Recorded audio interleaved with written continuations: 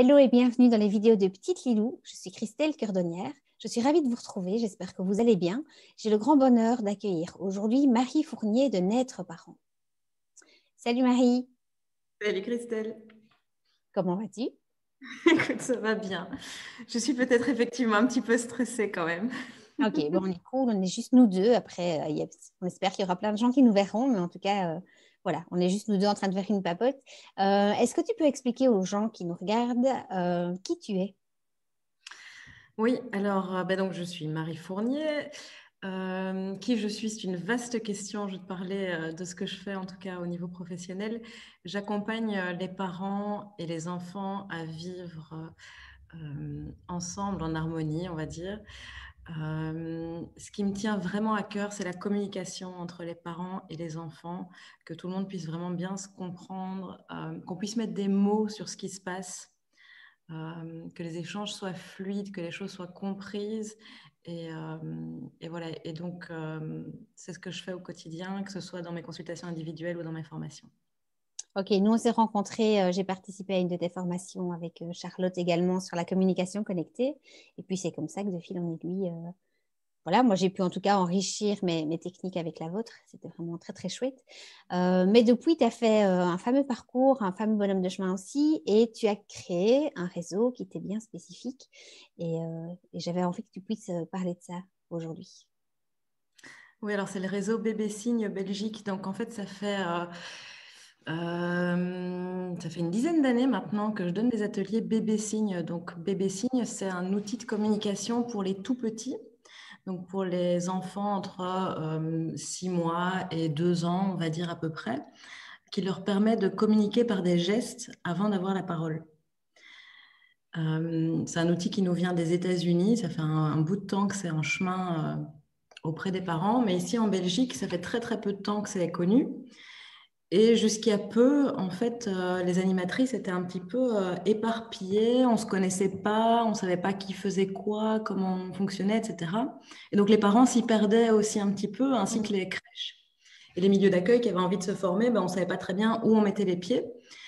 Et en 2014, j'ai commencé à former des animatrices aussi, parce qu'il n'y a pas beaucoup d'animatrices en Belgique. Et de fil en aiguille, en fait, les animatrices qu'on a rencontrées, parce que je fais ça avec une autre collègue aussi qui forme aussi des animatrices, avec elle, on a vraiment ressenti le besoin de se mettre ensemble pour créer quelque chose de cohérent avec une base de données de signes qui était la même pour toute la Belgique et un matériel pédagogique qui était joli déjà et adapté à l'utilisation ici en Belgique, puisqu'on n'avait rien de spécifique à la Belgique. Donc, début 2020 est né le réseau Bébé Signe Belgique, qui regroupe maintenant à peu près 35 animatrices qui sont un petit peu partout en Belgique. Donc Ok, ça, alors bébé signe, c'est vraiment, est-ce que tu peux un peu expliquer, c'est un signe par mot, enfin ça n'a rien à voir avec la langue des signes, c'est vraiment quelque chose qui est spécifique. Est-ce que tu peux un Alors, peu expliquer? oui, ça n'a pas rien à voir avec la langue des signes, enfin, oui et non.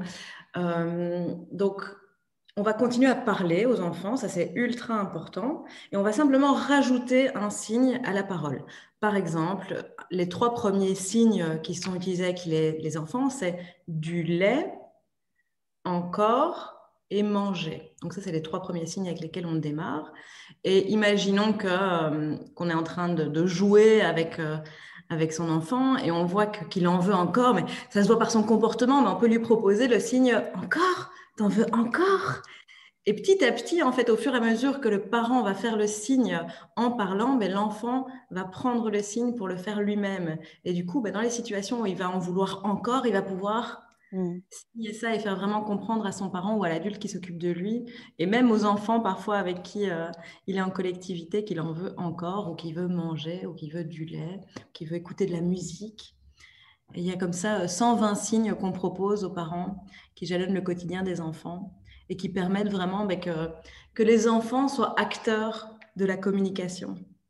Ok. Donc ça, c'est vraiment chouette. J'imagine enfin, quand je vois les enfants ici qui sont super frustrés de ne pas pouvoir communiquer avec les parents, donc et les enfants sont capables de retenir 120 signes? Alors, on ne va pas utiliser les 120 D'accord. signes d'office, mais évidemment, ils sont capables de retenir 120 signes puisqu'ils retiennent beaucoup plus de mots. Ok, ok. Donc, en fait, signer avec son enfant, c'est quelque chose qu'on fait de manière super spontanée. Quand on fait chut, C'est vrai. quand on fait coucou, c'est des choses qu'on fait déjà dans notre quotidien, en fait. Ici, ce qu'on propose, c'est vraiment d'élargir toutes les possibilités, de dire, mais en fait, il y a tellement de signes qu'on peut apporter aux enfants. Et ça va se faire de manière très fluide, parce que les enfants, de manière spontanée, ils vont faire des gestes pour se faire comprendre. Donc, c'est juste un cadre qu'on va mettre à ça, et on va proposer aux parents de les utiliser de manière récurrente dans le quotidien pour que les enfants puissent les utiliser à leur tour. Ok. Moi, je me souviens avoir eu une question que je t'avais répercutée à l'époque d'une maman qui se demandait si justement ça allait pas euh, décaler l'arrivée du langage, tu vois, comme l'enfant arrive à se faire comprendre par les signes, est-ce que justement il aura encore cette envie de mettre des mots ou d'accélérer ce processus de langage? Est-ce que tu... Alors, ça, c'est la question qui revient le plus souvent. Et ça, on peut vraiment rassurer les parents tout de suite. C'est non, ça va certainement pas freiner le processus d'acquisition du langage. Même au contraire, ça aurait tendance à l'appuyer, à le soutenir. Parce que l'enfant qui, depuis tout petit, va être acteur dans cette communication, mais il va avoir envie d'aller vers encore plus de communication. Et il faut savoir aussi que on continue à parler, ça je l'ai dit tout à l'heure, donc ben, dans le mimétisme, de toute façon, il va aller vers le verbal. Et petit à petit, les parents vont abandonner les signes aussi. C'est-à-dire qu'il y a un moment où on va savoir que quand on dit encore, on n'a plus besoin de faire le signe pour que l'enfant vraiment nous comprenne. L'enfant, lui, va continuer à faire le signe un moment. Il va verbaliser pour beaucoup d'entre eux en même temps. Et puis petit à petit, il va aussi abandonner le signe. Donc, c'est vraiment comme si on faisait un petit peu la courte échelle à l'enfant. C'est un coup de pouce plutôt. Ok. Moi, je trouve ça fabuleux parce que forcément, moi, je travaille généralement avec des enfants qui ont déjà le langage, en tout cas, qui savent déjà s'exprimer.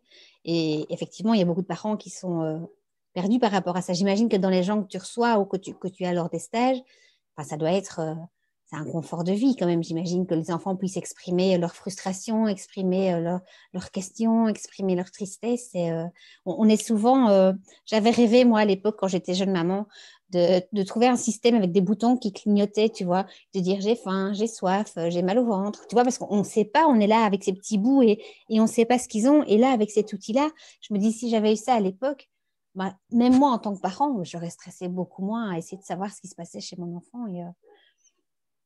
Et enfin, voilà, je trouve que j'imagine que ça doit vraiment apporter une certaine sérénité aussi dans les familles. Mais ça apporte un confort de vie, effectivement, à certains moments. Moi, je me souviens d'un jour où Léo, il devait avoir quoi, 15, 16 mois, quelque chose comme ça. Et donc, ça faisait très, très longtemps qu'il buvait plus la nuit, en fait. Et donc, une nuit, il s'est réveillé et il nous a fait comme ça. Mm. On s'est dit, c'est bizarre quand même. Enfin, c'est pas dans son habitude d'avoir faim, mais bon, il fait comme ça. Donc, on va quand même lui faire du lait pour voir un petit peu si c'est ça. Et effectivement, il a bu cette nuit-là l'équivalent d'un grand biberon de 240 millilitres. Donc, tout un repas alors qu'il n'avait plus du tout l'habitude de boire. Euh, S'il n'avait pas eu ce signe, j'aurais cherché vraiment très très longtemps pour savoir ce dont il avait besoin. Et il aurait pleuré probablement très longtemps. Ici, ça a duré finalement un quart d'heure. Il a eu ce dont il avait besoin et on a tous pu se rendormir. Donc oui, ça a effectivement d'une part ce confort de vie.